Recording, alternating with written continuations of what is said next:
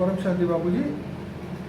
बाबूजी ये बताइए कि मनुष्य के जीवन का लक्ष्य क्या है और उसे ये जीवन क्यों मिला है और वो धरती पे बार बार जन्म और मृत्यु के चक्र में क्यों फंसता है? देखो, हिंदू शास्त्रों के मुताबिक जो मनुष्य जीवन है जी। बहुत ही वैल्यूबल है। बताता है कि 84 लाख योनि जन्म भटकने के बाद मनुष्य योनि मिलती है, जीव मनुष्य जीवन में आता है। और मनुष्य जीवन में केवल बुद्धि होती है, तो बुद्धि से ज्ञान मिलता है और ज्ञान से फिर वो परमात्मा को पा सकता है। तो मनुष्य जीवन का लक्ष्य तो बहुत ऊंचा ही है कि तुम परमात्मा को याद करो, परमात्मा को पाओ। पहले तो तुम, गीता में क्या बताया? गीता में बताया कि तुम सर्वधर्म परित्यज्य मामेकम शरणम मम, तो मेरी शरण में आ, तो मुझे जान। क्या माने? मुझे ज्ञानी तू आत्मा विशेष प्रिय है। तो ज्ञानी तू आत्मा का मतलब क्या है? तो मनुष्य का जीवन जो है बहुत, एक तो क्षण भंगुर है। मनुष्य का जीवन क्या है? क्षण भंगुर। कभी भी मौत आ जाए, कभी एक्सीडेंट हो जाए, मर जाए, उसका कोई पता है उसको कल क्या होने वाला है। इसलिए मनुष्य को जन्मते ही, जैसे बच्चा जैसे स्कूल में प्राइमरी पढ़ता है, ऐसे लौकिक अलौकिक दोनों पढ़ाई पढ़ानी चाहिए। बचपन से ही अलौकिक पढ़ाई और ज्ञान होना चाहिए। ज्ञान से ही मनुष्य जीवन की प्राप्ति है, ज्ञान। जैसे कर्मयोगी बनना है, ऐसा आपने अभी बताया। हाँ, तो कर्म योगी तो बनना ही है। जब ज्ञान आएगा, जब गीता का ज्ञान आएगा तो भगवान ढूंढेगा गीता का भगवान कौन। तो गीता का ज्ञान आएगा, वो कर्मयोगी जीवन बनाएगा, तो निष्काम कर्म करेगा। जब निष्काम कर्म करेगा तो निष्काम कर्म से वो परम पद को पाएगा। परम पद माना परम तत्वों में की दुनिया में, अमर लोक में चला जाएगा, परम धाम चला जाएगा। तो ये जो बाबूजी, जो लोग इन सब में बिलीव नहीं रखते उनकी क्या गति होती है?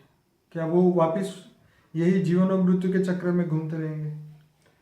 जो आत्मा, मनुष्य आत्मा, इन सभी चीजों में आत्मा परमात्मा या कोई धर्म नाथ जात में नहीं, मतलब ना धर्म में नहीं विश्वास करते, कोई भी धर्म में, चाहे कहीं भी, किसी में भी बिलीव नहीं करता, तो वो नास्तिक कहलाता है। मगर जब तक मनुष्य योनि में होता है तब तक नास्तिक चलेगा। मगर जैसे भी ये मर जाएगा तो उसकी आत्मा तो अजर अविनाशी है ना।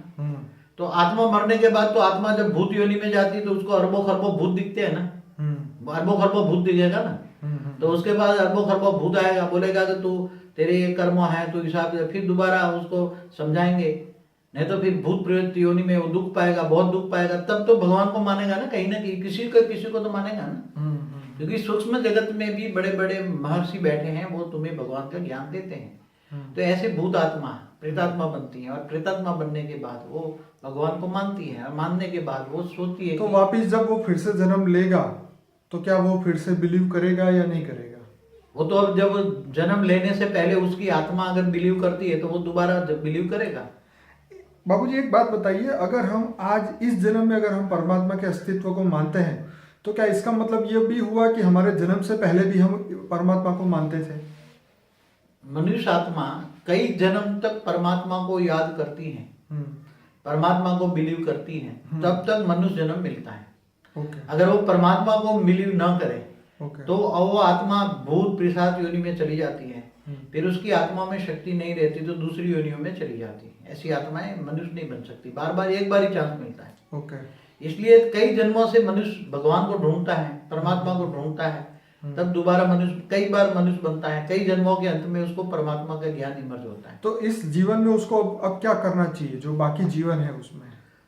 मनुष्य जीवन के अंदर हर कोई मनुष्य का लक्ष्य तो एक ही होना चाहिए कि वो परमात्मा को ज्ञान से जाने, ज्ञान से परमात्मा को जाने, और असली परमात्मा को जानकर, जैसे एक हिंदू शास्त्रों के अंदर जो भी बताया कि तू मुझे ज्ञान से जान।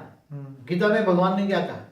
भगवान कृष्ण ने कहा कि मैं जप तप ध्यान योग से नहीं मिलता, मैं ज्ञान से मिलता हूँ। इसलिए तू मुझे ज्ञान से जान, ज्ञान से जान। इसलिए ज्ञानी तो आत्मा मुझे विशेष प्रिय है। इसलिए मनुष्य आत्मा को परमात्मा के बारे में ज्ञान लेना चाहिए, गीता पढ़नी चाहिए, गीता का ज्ञान जानना चाहिए। गीता सर्व शास्त्रों में गीता श्रेष्ठ शिरोमणि है, ऐसा हम नहीं कहते, विदेश वाले भी कहते हैं। जिन्होंने, विदेश वालों ने जो गीता का ज्ञान पढ़ा है, एक कहते, एक बहुत बड़ा आदमी था, क्या नाम था, जिसने गीता पढ़ा तो गीता को सिर पे रखकर वो नाचने लगा था, इतना गीता ज्ञान से प्रभावित था। इसलिए गीता का ज्ञान सर्व ज्ञान है, और गीता का ज्ञान जब जान लोगे तो 18 प्रकार के गीता में योग बताए गए हैं। योग 18 प्रकार में। सर्वश्रेष्ठ है राजयोग। राजयोग माना सारे राज को जानने वाला। जो सारे राज को जानता है वो उत्तम मनुष्य बनता है, राजयोगी। तो सारे राज को जानना माना सारे ज्ञान को जानना, सारे ज्ञान को जानना माना परमात्मा को जानना। और जब आत्मा परमात्मा का मिलन होता है, योग माना कनेक्शन होता है, तो आत्मा में शक्ति आती है। और आत्मा में शक्ति आती है तो ये मनुष्य जीवन सफल होता है। और धीरे धीरे आत्मा जब शरीर छोड़ता है तो वो परमात्मा के पास चली जाती है।